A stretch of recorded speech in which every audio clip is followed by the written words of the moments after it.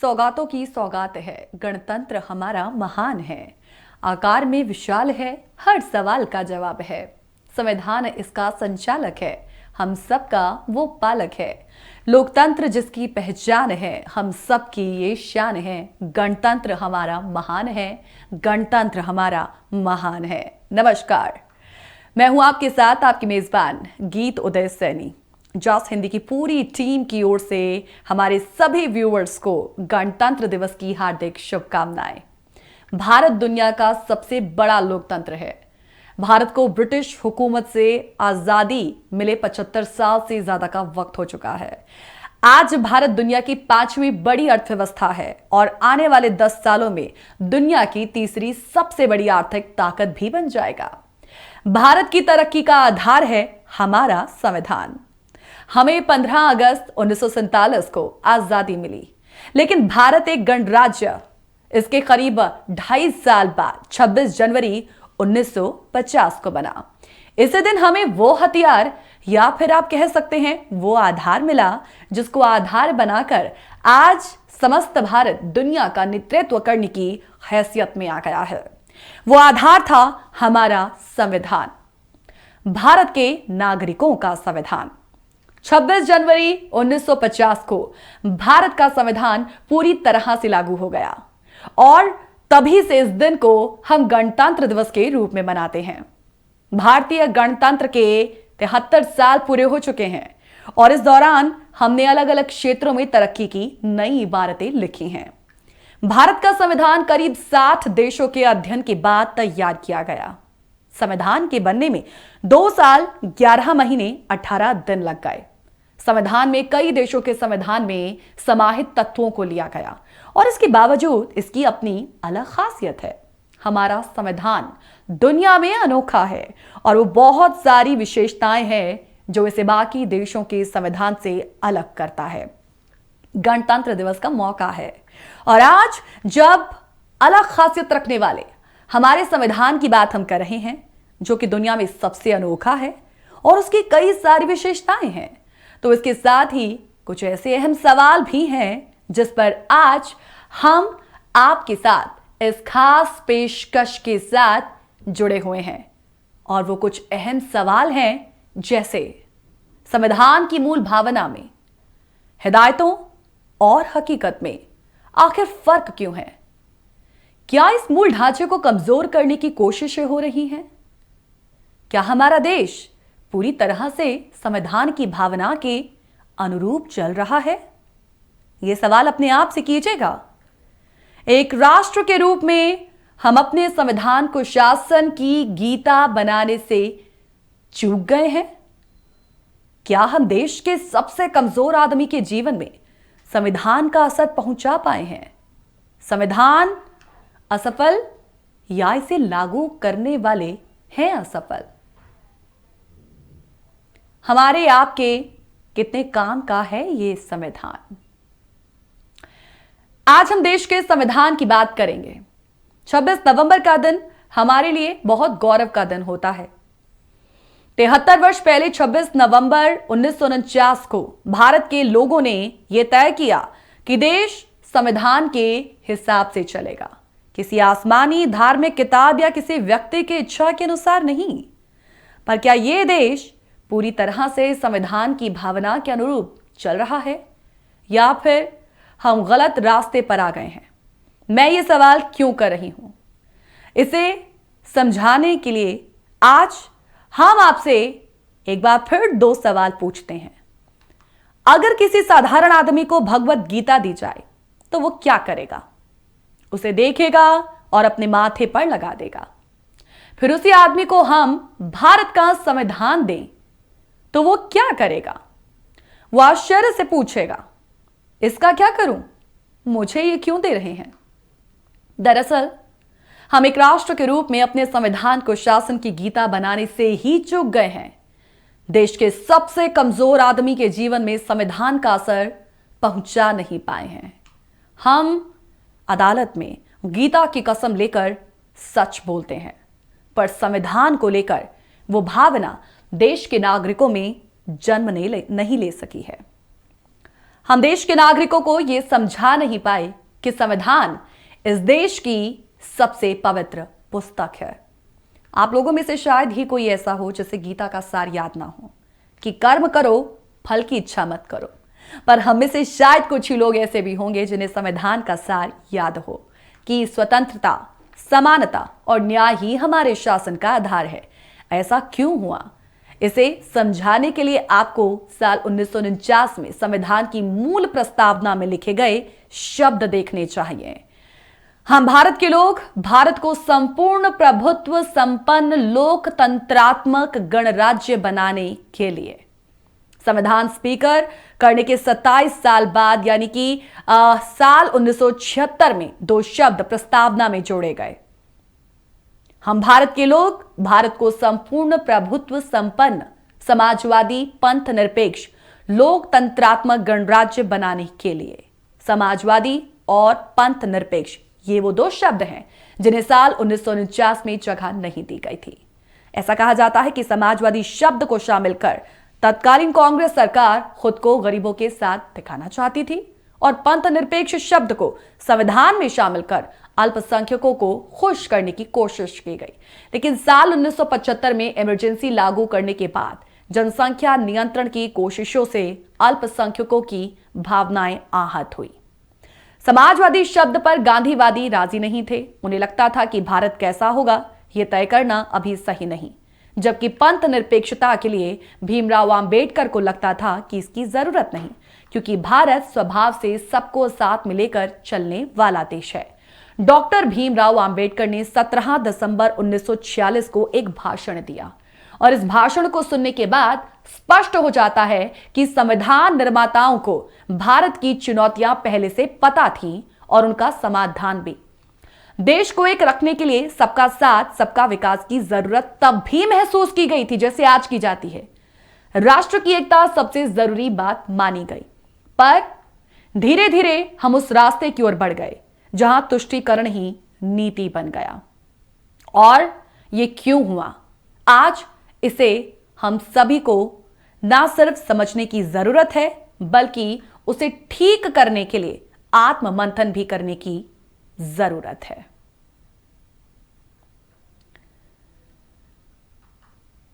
यह सफर जारी है। गणतंत्र दिवस का एक रंगारंग अवसर आज पूरे दिन भर छाया रहा। टेलीविजन स्क्रीन पर, हमारी छोटी सी स्क्रीन मोबाइल पर, और एक बार फिर से हम अंदर से एक जो देश भावना जो उत्पन्न होती है उसके साथ कहीं ना कहीं कनेक्टेड हो गए। लेकिन इसके बीचों बीच कुछ ऐसे बहुत महत्वपूर्ण सवाल हैं जो कहीं ना कहीं समय के साथ साथ पीछे छूटते चले गए हैं। ये सवाल बहुत बड़े नहीं, छोटे सवाल हैं, लेकिन महीन अर्थ है उनका, जिनको आज इसी प्रोग्राम में गणतंत्र दिवस के इस खास अवसर पर, इस खास पेशकश के माध्यम से आपके समक्ष लिए हाजिर हुए हैं। एक छोटे से ब्रेक के लिए फिलहाल हम रुकेंगे, लेकिन जब बात आज हिदायतों की और हकीकत की हो रही है, संविधान से जो जुड़ी हुई है, उस पर आगे बात हमारी जारी रहेगी। आप भी जुड़े रहें हमारे साथ इस प्रोग्राम के साथ। संविधान की मूल भावना में हिदायतों और हकीकत में आखिर फर्क क्यों? आज एक खास पेशकश आप सभी के समक्ष लिए हाजिर हो चुके हैं। एक बार फिर से ब्रेक के बाद एक बार फिर से आप सभी का स्वागत है। देश को एक रखने के लिए सबका साथ सबका विकास की जरूरत, जैसा हम कह रहे थे कि तब भी महसूस की गई थी जब संविधान बनाया जा रहा था, क्योंकि राष्ट्र की एकता जो थी ना, वो सबसे जरूरी बात मानी गई। पर धीरे धीरे हम उस रास्ते की ओर बढ़ गए जहां तुष्टीकरण ही नीति बन गई। लेकिन ये क्यों हुआ, इसे भी समझने की जरूरत है। संविधान की मूल कॉपी के हर पेज पर आपको क्या दिखता है? आपको भारत की सभ्यता दिखाई देती है, आपको भारत की संस्कृति की झलक दिखाई देती है। यदि आप इस संविधान की पुस्तक के हर पन्ने को गौर से देखें तो इस पन्ने पर मूल अधिकारों का जिक्र किया गया है। जिस पन्ने पर जिक्र किया गया है उस पर प्रभु श्री राम के अयोध्या लौटने की तस्वीर भी है। इसमें कृष्ण और अर्जुन के साथ नटराज की तस्वीर भी मौजूद है। मूल प्रति में गौतम बुद्ध, महावीर, गुरु गोविंद सिंह की तस्वीर है, जिस तरह से जड़ के बिना किसी विशाल पेड़ की कल्पना नहीं की जा सकती, उसी तरह संस्कृति से जुड़े बिना भारतीय संविधान भी मजबूत नहीं हो सकता। ऐसी सोच संविधान निर्माताओं की थी, पर धीरे धीरे राजनीतिक स्वार्थ के लिए संविधान की भावना को कहीं ना कहीं पीछे धकेल दिया गया। इतना पीछे कि हरा रंग मुसलमान का और भगवा रंग हिंदू का हो गया। बिरयानी मुसलमान की हो गई और चावल हिंदू का हो गया। पक्षियों को भी हिंदू मुस्लिम के पिंजरे में बंद कर दिया गया। धार्मिक आधार पर देश का बंटवारा होने के बाद संविधान निर्माताओं ने यह सोच लिया कि हिंदू मुस्लिम की समस्या खत्म हो गई, पर ऐसा पूरी तरह से नहीं हुआ। देश के लोग बटे रहे, देश में एकता की कमी महसूस होती रही। संविधान की बुनियादी सोच और भविष्य के भारत में विरोध दिखने लगे। नागरिक अपने संविधान से दूर होते गए और संविधान अपने मकसद से। तो यहां फिर एक सवाल कि संविधान को प्रचलित करने के लोकप्रिय प्रयास आखिर क्यों कमजोर हो रहे हैं? संविधान की मूल भावना, हिदायतें और हकीकत में फर्क क्यों? इस पर हमने खास बातचीत की पंजाब यूनिवर्सिटी के सोशियोलॉजी डिपार्टमेंट में कार्यरत प्रोफेसर विनोद कुमार चौधरी जी से, जो कि एक रिसर्चर भी हैं। संविधान की मूल भावना, हिदायतें और हकीकत में फर्क क्यों, इस पर उनके क्या विचार रहे, आइए सुनते हैं उन्हें। जो आपका पहला सवाल है कि क्या संविधान की मूल भावना और हकीकत में फर्क है, तो फर्क तो है, इसमें कोई शक नहीं है, क्योंकि हमारे संविधान की जो मूल भावना है वो भाईचारा, बंधुता और एकता के बारे में बात करता है, अनेकता में एकता के बारे में बात करता है।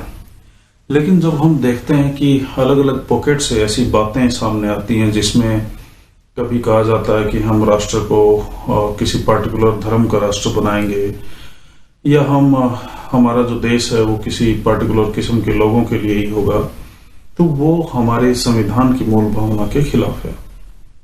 दूसरा, हमें अलग अलग इंडेक्सेस को देखना पड़ेगा। जैसे भूखमरी का इंडेक्स है, 107वें पायदान पे है 119 देशों में से हमारा देश, जो कि हमारे लिए एक शर्म की बात है, हमारे लिए एक दुर्भाग्य की बात है। अगर हमारे देश के सबसे गरीब लोग बेसिक खाने के लिए तरस रहे हैं और उनके पेट में अनाज नहीं है, तो ये एक बहुत बड़ी विडंबना है। इसका मतलब ये नहीं है कि हमारे पास अनाज है नहीं। हमारे किसानों ने हमारे जो गोडाउन्स हैं उनको धन धान्य से पूर्ण कर रखा है, वहां पे अनाज की कोई कमी नहीं है। लेकिन दिक्कत आती है जो पब्लिक डिस्ट्रीब्यूशन सिस्टम होता है, या उनके असल में कई बार सरकारें चाहती भी हैं कि असल में अनाज बटे, लेकिन वो बट नहीं पाता है, और हम केवल अनाज देकर जनता को सस्टेन नहीं कर सकते हैं लंबे टाइम तक, उनको रोजगार देना पड़ेगा। तो जो रोजगार की स्थिति है वो बहुत ज्यादा खराब है। हमारे जो प्रधानमंत्री महोदय हैं उन्होंने एक बार वादा किया था कि हर साल 2 करोड़ नौकरियां देंगे। अभी वो 2-4 लाख या 1 लाख जो नौकरियों के प्रशस्ति पत्र बढ़ते हैं या ज्वाइनिंग लेटर बढ़ते हैं, उनके ऊपर प्रोग्राम करते हैं, जो कि अच्छी बात है कि कुछ तो मिल रहा है, कुछ भी ना मिलने से। नोटबंदी, जीएसटी, इन सारी चीजों ने हमारी इकोनॉमी की कमर बार बार तोड़ा, और कोरोना के नाम पे जो नोटबंदी हुई उसकी वजह से एक बड़ा तबका फिर से जो एक गरीबी रेखा से ऊपर आया था वो नीचे चला गया। तो संविधान की मूल भावना जो है वो है कि हमारे अंत्योदय की भावना, आखिरी इंसान जो हमारे कतार में है। तो हकीकत और फसाने में जो फर्क है वो यहाँ पे बिल्कुल देखने को मिलता है। इसके अलावा अगर हम शिक्षा का हाल देखें तो कई बार कई सारी रिपोर्ट्स आई कि हमारे 75% या 70% जो न्यू ग्रेजुएट्स हैं, जो नए ग्रेजुएट्स हैं, वो नौकरी पाने के काबिल नहीं है। इसका सीधा सीधा मतलब है कि हमारे पास एक अच्छा इंफ्रास्ट्रक्चर नहीं है जिसमें हम अपने स्टूडेंट को अच्छे से ट्रेन कर पाएं और उनको फर्दर एजुकेशन, स्किल और ऐसे उनको नॉलेज के सिस्टम में ट्रेन कर पाएं जिससे वो आगे बढ़ें, अपनी जिंदगी को अच्छा बनाएं और देश की इकोनॉमी में कंट्रीब्यूट करें। इसकी बजाय जो हमारी बहुत बड़ी आबादी है, लगभग पिछले जो डेटा है उसके मुताबिक जो हमारा शिक्षा बजट है उससे ज्यादा बजट खर्च करके हमारे देश के छात्र विदेशों में पढ़ने के लिए जा रहे हैं, जो कि हमारे लिए एक दुर्भाग्य की बात है। अच्छा होता कि इन विद्यार्थियों को हम यहीं पे अच्छी शिक्षा दे पाते और विदेशों से भी हम अच्छे विद्यार्थियों को अट्रैक्ट कर पाते हमारी यूनिवर्सिटियों में। लेकिन दिक्कत यह है कि हमारी यूनिवर्सिटियों में ज्यादातर जो पद हैं प्राध्यापकों के वो खाली पड़े हैं। स्कूलों में बहुत बड़ी संख्या में शिक्षकों की भर्ती नहीं हो रही है या उनको अटका दिया जाता है किसी न किसी नाम पे। तो अगर आप ओवरऑल सिचुएशन देखेंगे तो दिक्कत तो है, इसमें कोई शक नहीं है। और किसानों की अगर हालत देखेंगे तो वो भी कोई बहुत अच्छी नहीं है। तो ओवरऑल अगर हम देश की दिक्कतों का असेसमेंट करते हैं तो ये सही है कि संविधान की मूल भावना और हकीकत में फर्क है। तो हिदायतें संविधान में जब लिखा जा रहा था तो कुछ और थी, लेकिन आज जब हम हकीकत देखते हैं तो क्या वो उसी के अनुरूप हैं या फिर उससे अलग हैं? ये तो एक ऐसा सवाल हुआ ना कि ये किसी और से नहीं बल्कि आज हमें अपने आप से और कहीं ना कहीं देश में पनपी उन परिस्थितियों जब हम उनसे वाकिफ होते हैं, जिनकी बात अभी अभी प्रोफेसर विनोद कुमार चौधरी जी ने भी कही है, तो उससे हम स्वतः ही अंदाजा लगा सकते हैं कि क्या वाकई इन दोनों चीजों में यानी कि हिदायतों और हकीकत में फर्क है या नहीं। आकलन वहां बैठे खुद ही लगा सकते हैं। डॉक्टर भीमराव अंबेडकर, संविधान की बात होती है तो उनका जिक्र क्यों ना हो।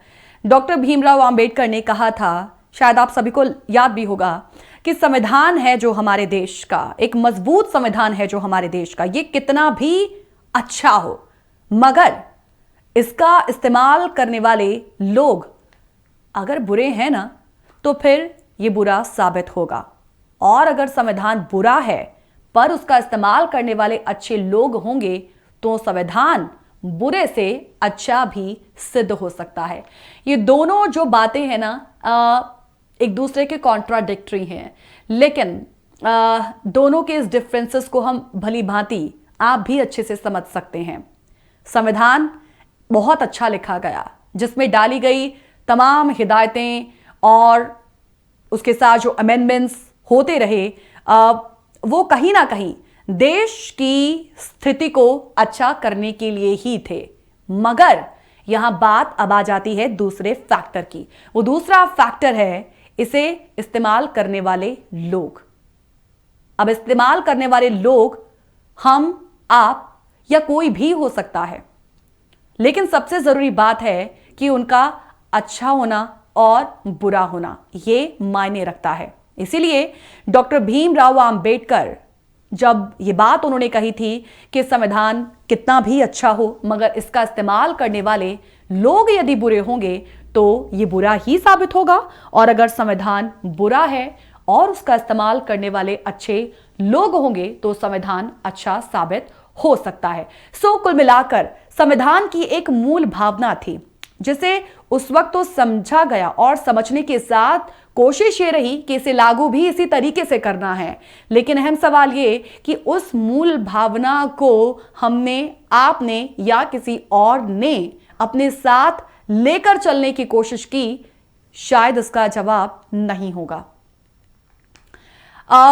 ये हम क्यों कह रहे हैं, शायद इसका अंदाजा आप वहां बैठे भी लगा सकते हैं।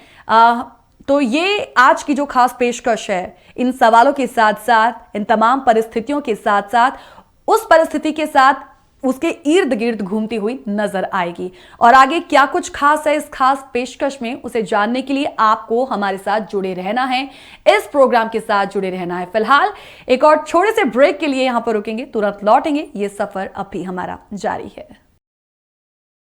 हमारे गौरवमयी देश के संविधान को 73 वर्ष पूरे हो चुके हैं और इस संविधान की मूल भावना की बात आज एक बार फिर से, और उस संविधान में लिखी गई तमाम हिदायतें हम सब भारतवासियों के लिए, और उन हिदायतों के साथ साथ असल हकीकत का आज जिक्र इस प्रोग्राम के माध्यम से।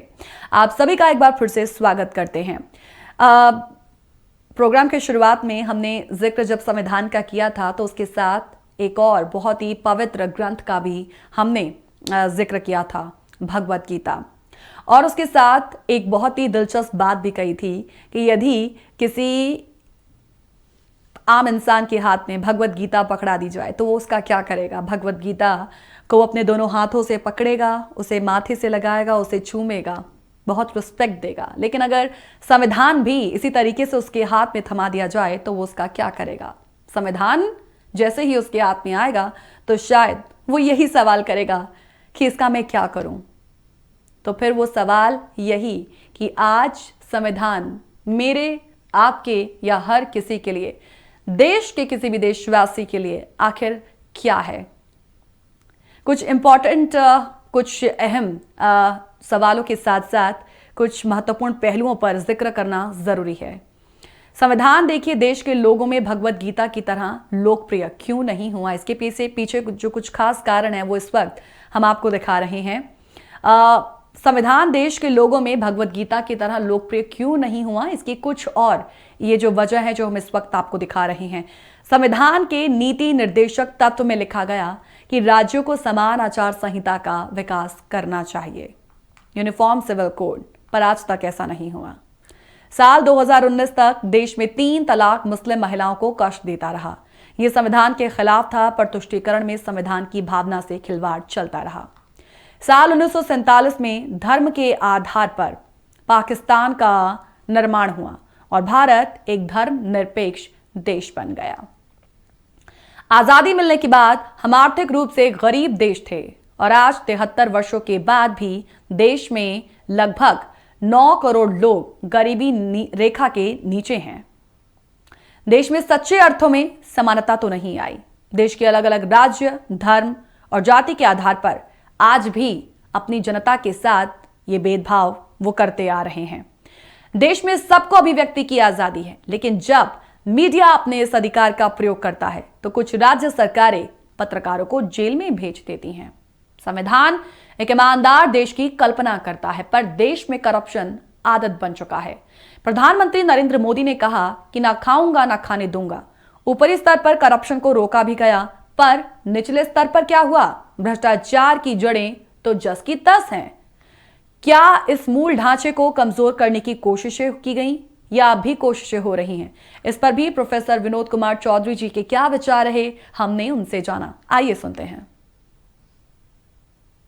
देखिए, कोई भी सरकार आती है तो उसको ये गलतफहमी होती है कि उसी से ये देश चलेगा, उसी के आइडियाज पे ये देश चलेगा और ये देश बदलाव नहीं चाहता है। जो वो सरकार या जो वो पार्टी की सरकार आई है वो जो बोलेंगे वो फाइनल है। आपको याद होगा Indira is India, India is Indira के नारे लगते थे और एक जमाना ऐसा भी था कि जिसमें ये पूछा जाता था कि अगर इंदिरा नहीं तो कौन, जैसे आज पूछा जा रहा है कि मोदी जी नहीं तो कौन। हमेशा सबका विकल्प होता है। इंदिरा जी के गुजर जाने के बाद, उनके देहांत के बाद देश चला और आगे भी चलता रहेगा। किसी एक आइडियोलॉजी या एक आइडिया का देश मोहताज नहीं है। हमारा देश बहुत ही डाइवर्स है। मैं खुद पूरे देश में घूमता हूं, अलग अलग जगहों पे जाता हूं तो देखता हूं कि बिल्कुल अलग दुनिया है। गांव देहात में, ग्रामीण इलाकों में, राजस्थान अपने आप में इतना बड़ा एक देश के बराबर है। अगर आप उदयपुर साइड में जाएंगे तो वहां नदी नाले पहाड़ मिलेंगे और अगर आप जैसलमेर बाड़मेर जाएंगे तो वहां टीले मिलेंगे। तो एक राज्य में इतनी ज्यादा डाइवर्सिटी है कि आप उनको देख के हैरान हो जाएंगे कि ये हम दूसरे देश में तो नहीं आ गए।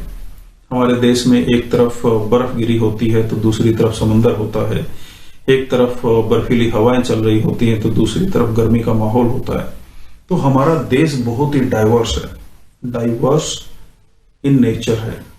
यहाँ पे जनता इतने अलग अलग संस्कृति, सभ्यता और कल्चर को मानने वाली है जिसमें वो एक तरीके से फंक्शन करती है।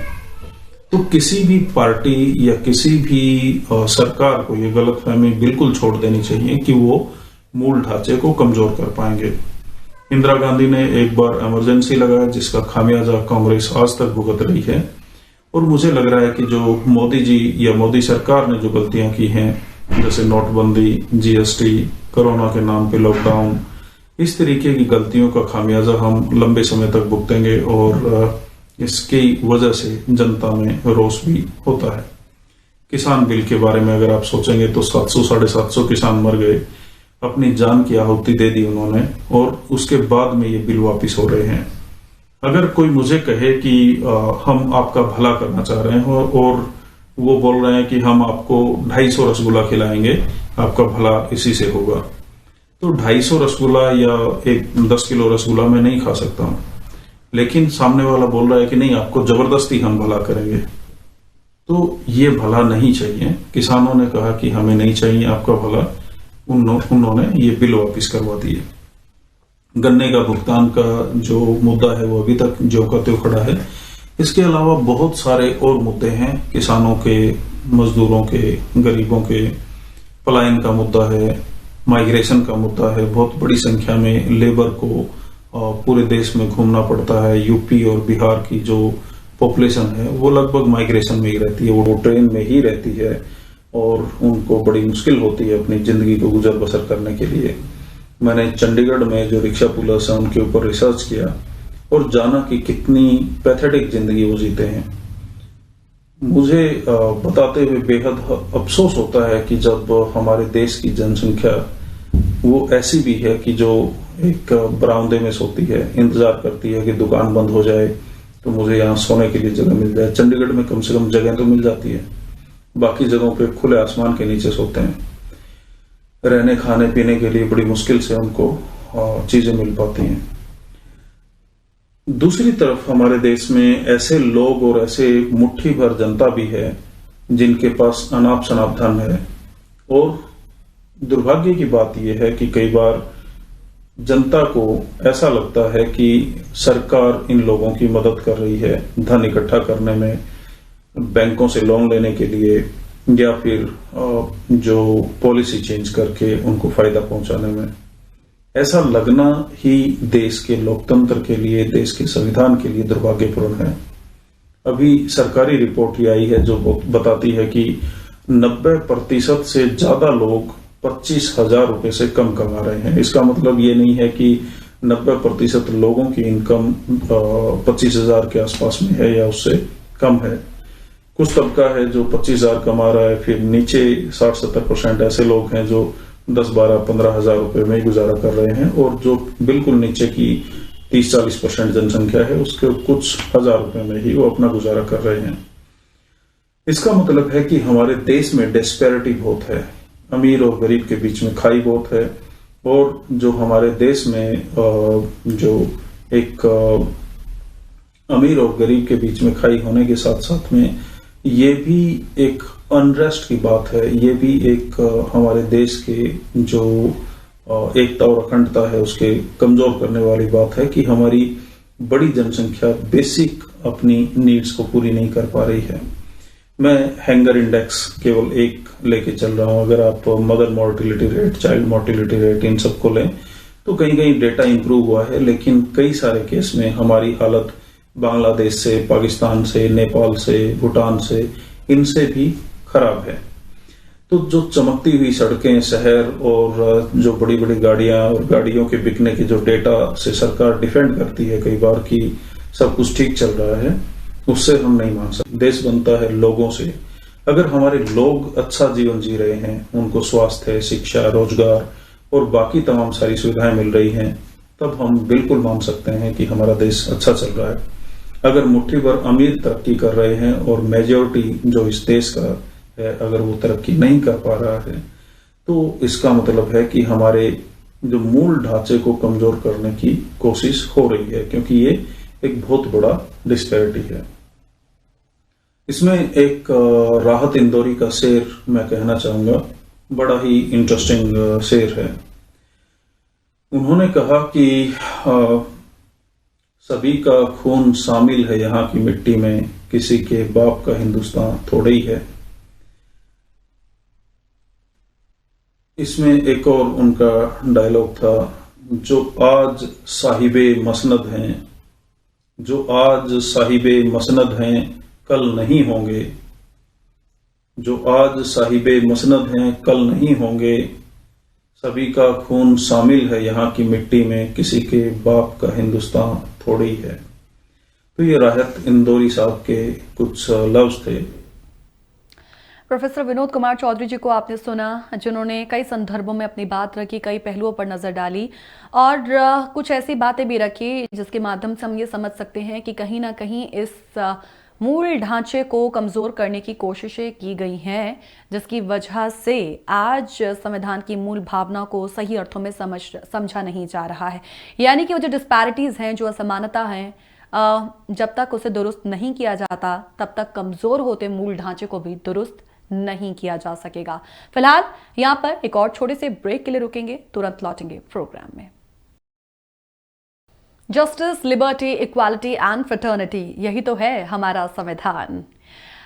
आपका एक बार फिर से स्वागत करते हैं इस बेहद खास प्रोग्राम में, क्योंकि आज गणतंत्र दिवस का एक खास अवसर है और ऐसे में तमाम जो चैनल्स हैं वो पटे पड़े हैं कुछ ऐसे ही खास प्रोग्राम्स से, लेकिन इन प्रोग्राम्स के माध्यम से उन मूल सवालों का भी सामने आना बहुत ज़रूरी है, क्योंकि जब तक उन सवालों को सामने नहीं लाया जाएगा वो जो चेतना है अंदर से वो कभी भी जागृत नहीं होगी। और उस चेतना को जागृत करने के लिए हम सभी की भागीदारी की बहुत ज़रूरत है, तभी असल मायनों में हम गणतंत्र दिवस को मना सकेंगे, उसकी मूल भावना को अच्छे से समझकर मना सकेंगे। प्रस्तावना में सामाजिक, राजनीतिक और आर्थिक न्याय, इन सब की बात की गई है। और ब्रेक में जाने से पहले प्रोफेसर विनोद कुमार चौधरी जी को भी आपने सुना, जिन्होंने कुछ ऐसी ही तमाम पहलुओं पर नजर डाला, फिर चाहे वो सामाजिक तौर पर हो, फिर चाहे वो राजनीतिक तौर पर हो और फिर चाहे वो आर्थिक तौर पर ही क्यों ना हो। लेकिन जब हम सामाजिक, राजनीतिक और आर्थिक के साथ न्याय को जोड़ लेते हैं तो इसका मतलब होता है, मतलब ये होता है कि प्रत्येक व्यक्ति को गरिमामय जीवन जीने का पूरा पूरा हक है। समाज में सभी व्यक्तियों की न्यूनतम आवश्यकताएं, यानी कि जो बेसिक फंडामेंटल्स, जो उनकी नीड्स हैं वो पूरी की जाएं। लेकिन यहां पर सिर्फ हम एक संदर्भ में इसे रखेंगे, ग्लोबल हंगर इंडेक्स को, क्योंकि ये हर साल इस पर जिक्र जब आता है तो नजरें यही रहती हैं कि भारत की पोजीशन यहां पर क्या है। और जब भी उस पोजीशन को देखा जाता है ना, तो वो जो पोजीशन है वो हमेशा मायूस करने वाली ही होती है। फिर अपने आप से सवाल करते हैं कि ऐसा क्यों है, क्यों हर लोगों को खाना क्यों नहीं मिल पाता है, जरूरतमंद लोगों को खाना क्यों नहीं मिल पाता है। सरकार जब वो सुविधाएं उन तक पहुंचा रही हैं तो फिर वो सुविधाएं उन तक क्यों नहीं पहुंच पा रही हैं। क्या वाकई यहां पर जो चेक्स जिनकी जरूरत है, क्या वो चेक्स हो भी रहे हैं? तो ग्लोबल हंगर इंडेक्स 2020 की ही जब हम बात करते हैं, वैश्विक सूचकांक में देखिए भारत का स्कोर 27.2। दिसंबर में 107 देशों में हुए सर्वे में भारत 94 नंबर पर था। नेशनल फैमिली हेल्थ सर्वे की जब हम बात करते हैं तो उसकी कहानी तो बहुत ज्यादा चिंताजनक है। ये जो तमाम हालात है ना, वो सामाजिक, राजनीतिक और आर्थिक न्याय पर बहुत से अहम सवाल उठाते हैं। फिर सवाल ये उठता है कि क्या हमारा जो देश है वो पूरी तरीके से संविधान की भावना की अनुरूप नहीं चल रहा। इस पर भी प्रोफेसर विनोद कुमार चौधरी जी का क्या कुछ कहना रहा, आइए सुनते हैं उन्हें। तो मुझे अफसोस है कि हम पूरी तरह से मूल भावना के अनुरूप नहीं चल पा रहे हैं, जबकि हमें चलना ही होगा, दूसरा हमारे पास ऑप्शन नहीं है। अगर हम संविधान को किसी भी तरीके से कंप्रोमाइज कर लेंगे तो हम बड़ी दिक्कत में आ जाएंगे। आज हमारा देश एक सक्सेसफुल लोकतंत्र के तौर पे अगर जाना जाता है तो हमारे संविधान की वजह से। हमारे पड़ोसी देश पाकिस्तान में हर रोज तख्ता पलट होते रहते हैं, सरकार और कभी जो आर्मी है उसके बीच में टसल चलती रहती है, जबकि हमारे देश में सुख शांति से बहुत सारे काम हो रहे हैं, जिसकी वजह से पूरा नहीं लेकिन बहुत डेवलपमेंट अलग अलग तरीके से शिक्षा, स्वास्थ्य में भी हुआ है, इंफ्रास्ट्रक्चर में भी हुआ है और मुट्ठी भर ही सही कुछ लोग बहुत अमीर भी बने हैं और मिडिल क्लास भी धीरे धीरे ही सही लेकिन बढ़ रही है। तो अगर हम ये कहें कि हमारा देश पूरी तरह मूल भावना के अनुरूप चल रहा है तो वो नहीं चल रहा है, क्योंकि हम धीरे धीरे एक कैपिटलिस्ट कंट्री के तौर पे अपने आप को स्टैब्लिश कर रहे हैं। और जो एक कैपिटलिज्म का मॉडल है ये कभी भी लोगों के लिए नहीं होता है, लोगों के द्वारा नहीं होता है और लोगों से नहीं होता है। ये लोगों को धीरे धीरे पॉलिसी के माध्यम से, उनकी साइकी को कंट्रोल करके या उनकी एजुकेशन सिस्टम को ऐसा बना के वो एक्सप्लॉयटेशन के एक सिस्टम बना लेते हैं और धीरे धीरे जो मेजॉरिटी का पैसा है वो मुट्ठी भर अमीरों के पास इकट्ठा हो जाता है और इससे वो जो देश को कंट्रोल करते हैं। मुट्ठी भर लोग पॉलिटिकल पार्टियों को फंड करते हैं और फिर उनके हिसाब से उनके लिए सारा का सारा जो सिस्टम है वो काम करता है, क्योंकि पॉलिटिकल पार्टियों की मजबूरी ये है कि उनको फंडिंग के बगैर काम नहीं चलता है। अगर वो फंडिंग ले रही हैं किसी कॉरपोरेशन से, कॉरपोरेट से, विदेशों से, और हाँ, एक इंटरेस्टिंग बात आपको जान के हैरानी होगी कि पॉलिटिकल पार्टियां किसी से भी फंड ले सकती हैं और उनको कोई सवाल नहीं कर सकता है। वो अपने सोर्स बताने के लिए बातें नहीं है। अगर ऐसा है तो इसका मतलब है कि वो किसी भी सोर्स, जो एक तरीके से घोटाला भी हो सकता है या अननोन सोर्स ऐसे भी हो सकते हैं जो हमारे देश को खोखला करने वाले हों, वहां से भी फंडिंग ले सकते हैं। FCRA के बारे में अगर आप पढ़ेंगे तो इसके बारे में और ज्यादा पता लगेगा। हमारे संसद में, हमारी विधानसभाओं में जो क्रिमिनल बैकग्राउंड के लोग बैठे हुए हैं, उनसे भी आपको काफी कुछ समझ में आ जाएगा कि हमारा देश किस तरफ जा रहा है।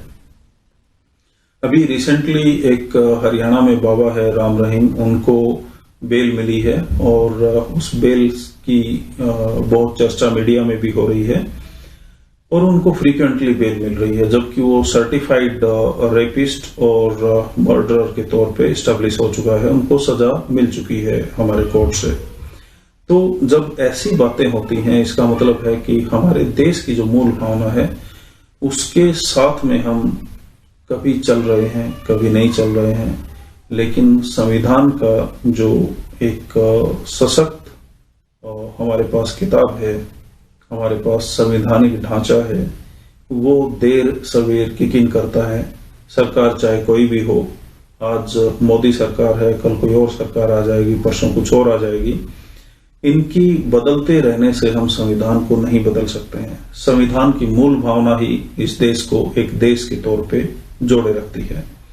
हम न भाषा के आधार पे बंटने वाले हैं, न जातियों के आधार पे, न धर्मों के आधार पे, न किसी और आधार पे। हम भारतीय हैं और भारतीय रहेंगे, लेकिन भारतीय रहने के लिए हमें एक अच्छे माहौल की जरूरत है, अच्छी शिक्षा, स्वास्थ्य और रोजगार की जरूरत है, अच्छे इंफ्रास्ट्रक्चर की जरूरत है, ना कि मुट्ठी भर लोगों को डेवलप करने की।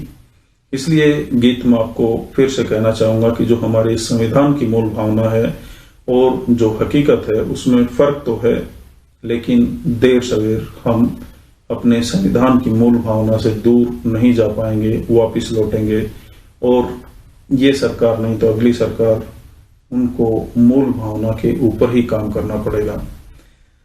सरकारें बदलती रहेंगी, लेकिन हमारे देश और यहाँ के जो लोग हैं वो अपने आप को सशक्त बना के इस देश को आगे बढ़ाने में अपना भरपूर योगदान देते हैं, देते रहेंगे और आगे भी ये होता रहेगा। इसलिए इस जो गणतंत्र दिवस 26 जनवरी को हम मना रहे हैं, इसमें मेरा देशवासियों से एक ही रिक्वेस्ट है कि वो अपने देश से मोहब्बत करें और उसके साथ साथ ये हमेशा ध्यान रखें कि हम संविधान के मुताबिक आचरण करें। अगर सरकार या प्रशासन नहीं कर पा रहा है तो उनको याद दिलाएं कि आपको संविधान के अनुरूप ही आचरण करना चाहिए, वही आपके लिए सही है। और हम भी अपने देश की जो एकता और अखंडता है उसको बनाए रखें। धन्यवाद। प्रोफेसर विनोद चौधरी जी हमारे साथ जुड़े थे और जो कुछ उन्होंने इस आखिरी सवाल पर अपना नजरिया पेश किया है, हम उससे यही समझ सकते हैं कि अभी देश पूरी तरह से जो संविधान की लिखी गई मूल भावना है उसके अनुरूप नहीं चल रहा है, लेकिन जरूरत है चलने की। तो अब क्योंकि धीरे धीरे हम समापन की ओर भी बढ़ रहे हैं, तो बस अब इतना ही आपसे कहेंगे कि संविधान देश के लिए जरूरी है, क्योंकि इसमें प्रशासन या सरकार के अधिकार, उसके कर्तव्य और नागरिकों के अधिकार विस्तार से बताए गए हैं। संविधान दिवस के मौके पर हम सभी को यह संकल्प लेना चाहिए कि हम संविधान की सच्ची भावना को अपने जीवन में उतारें, इसे गीता जैसा सम्मान दें। फिर से खुद को जगाते हैं अनुशासन का डंडा फिर घुमाते हैं। याद करें उन शूरवीरों की कुर्बानी जिनके कारण हम गणतंत्र दिवस का आनंद उठाते हैं। गणतंत्र दिवस की आप सभी को एक बार फिर से शुभकामनाएं। नमस्कार, जय हिंद।